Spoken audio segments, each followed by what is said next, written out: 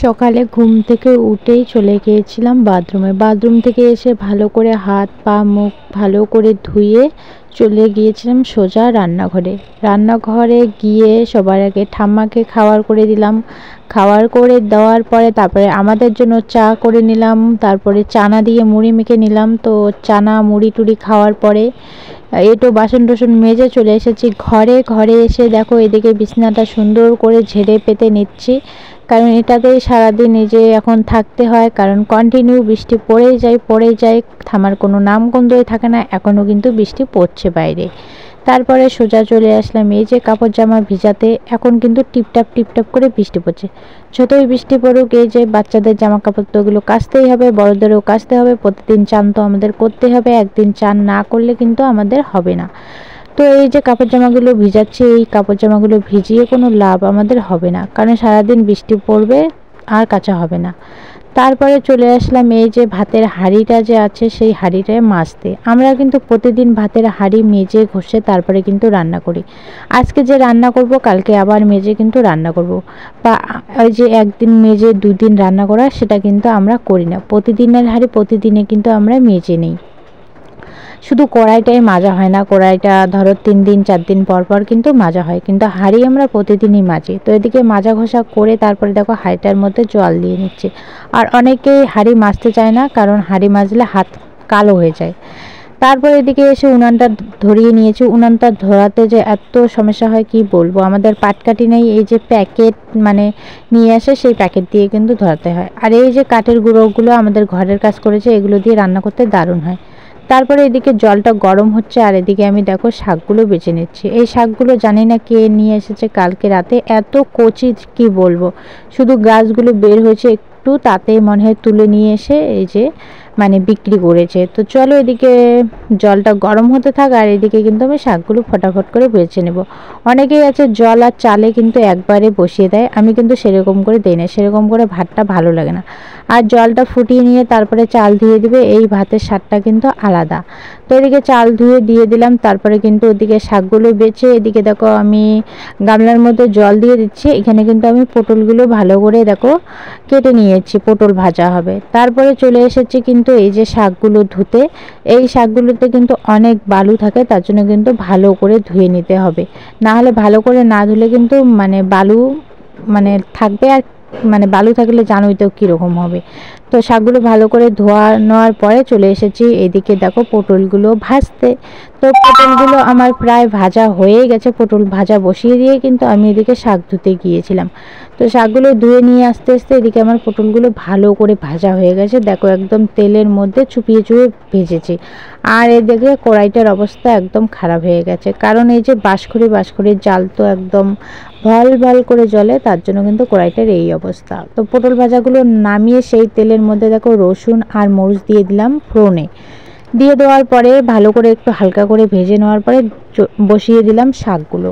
তো এই যে দেখছো কতগুলো শাক, একটু পরে দেখবে যে এই শাকগুলো যেহেতু কচি একদম জ্বালা শাক, সেহেতু কিন্তু লবণ দিতে দিতে একটুখানি হয়ে গেছে, মানে আমরা এতগুলো লোক এই শাকগুলো হবেই না, তার জন্য কিন্তু আমি এই শাকের আজকে ঝোল করে নেব।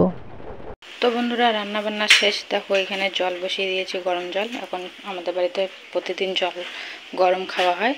আর এই যে রান্না বান্না, এই যে হচ্ছে বেগুন পোড়া, আর এদিকে হচ্ছে পটল ভাজা, আর এদিকে হচ্ছে এই যে মূলো শাকের ঝোল।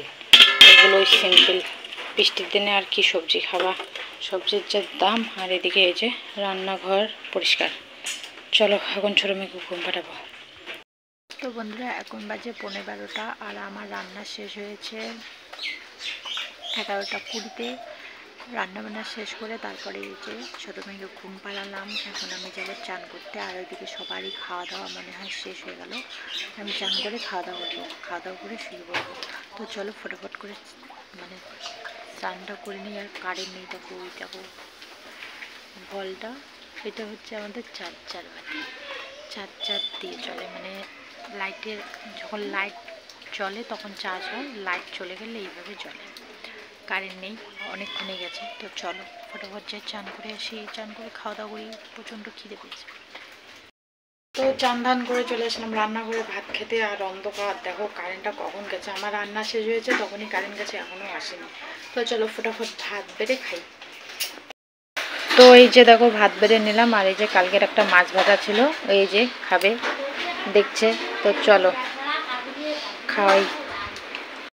তো বন্ধুরা এখন বাজে 2টো। তো আমরা গিয়েছিলাম দোকানে। তো দোকান থেকে এই যে বাড়ি যাচ্ছি এই যে প্যাম্পাস আর কিছু খাবার নিয়ে। ওই যে বড় মেয়ে আর আমি, কারণ যে বৃষ্টি পড়ছে এখন, বৃষ্টিটা নেই, কত জামা কাপড় ভিজা, একটা জামা কাপড় নেই। আর বর্ষার দিনে বাচ্চা কাচ্চাগুলো আবার বেশি পেচ্ছাপ করে, তার জন্য এই যে প্যাম্পাস পরিয়ে দেবো। প্যাম্পাসে আর কত পরাবো, কালকে থেকে অনেকগুলো প্যাম্পাস গেল। তো চলো পরে এসছি। তো বন্ধুরা এখন বাজে বিকেল 4টা 20। তো এইদিকে দেখো ঠাম্মার জন্য করে নিলাম লিকার চা। আর এই যে মুড়ি দিয়ে খাবে, ঠাম্মার বলে খিদে পেয়েছে, তো বললো একটু চা করে দে। তো এই যে লিকার চা আর মুড়ি করে দিলাম। এখন ঠাম্মাকে এটা দিব, ঠাম্মা খাবে। চলো ঠাম্মাকে দিয়ে আসি। তো তারপর ফিরে আসলাম সন্ধ্যাবেলা। এখন মনে হয় 6:30টার মতন বাজে। তো এদিকে মা করে নিয়েছে চা। তো এদিকে আমি স্লাইস দিয়ে চা খাচ্ছি। আর এদিকে আমার মেয়েও কিন্তু খাচ্ছে, ছোটো মেয়েও খাচ্ছে, ওরা লিকার চা দিয়ে খাচ্ছে। তারপরে ছোটো মেয়ের খুব পুরা দমে সর্দি লেগেছে, জ্বরও এসেছে। তো মা এদিকে দেখো করে দিচ্ছে কি বলতে তেল মালিশ।